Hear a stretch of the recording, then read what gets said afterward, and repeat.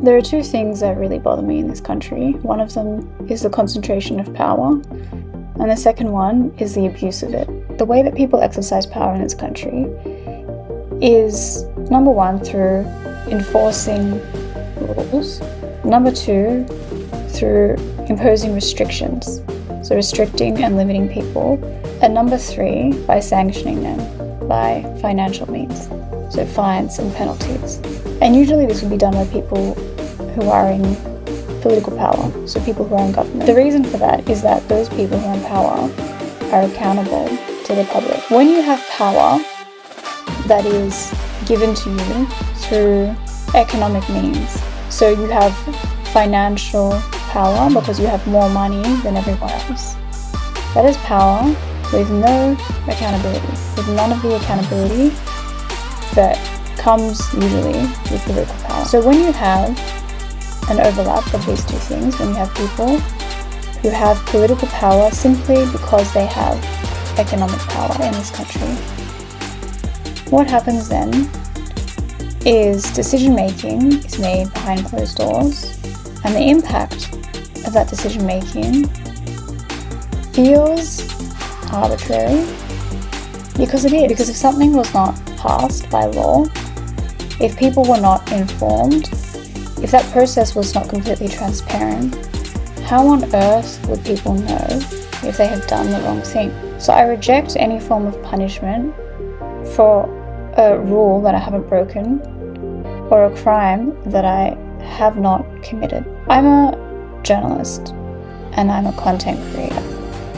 and I create content and publish that content on TikTok, which is a social media platform. It is a user-based platform, and the user-based platform, the beauty of it is that it is moderated by its own community. So there are community guidelines, and when you violate them, you can be given a strike for violating community guidelines. I am part of that community.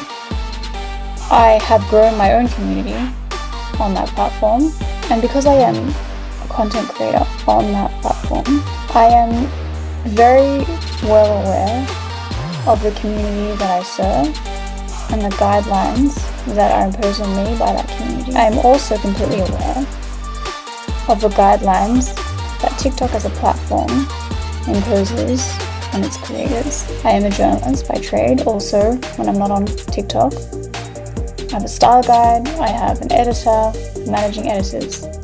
I am very well aware in my job of what I can and can't say, what I am legally allowed to say, what I am legally not allowed to say. So the idea of being accused of misinformation really has some irony to it. I don't report on stories that have not already circulated in the news, on media, and also on the platform of TikTok. So there is no word or words that I can be saying that have not already been said on that platform by other news outlets. What I do is political commentary, and I report on stories to actually correct the information. I have advocated for the platform since I came onto it.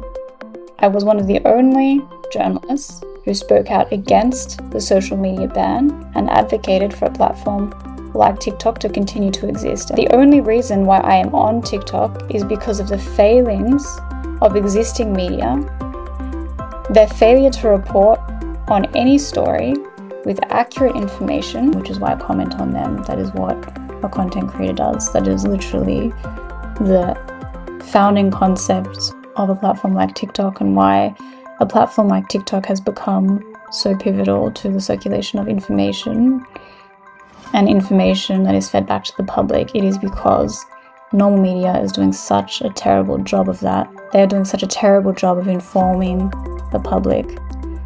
That is why content creators have stepped up to fill that gap.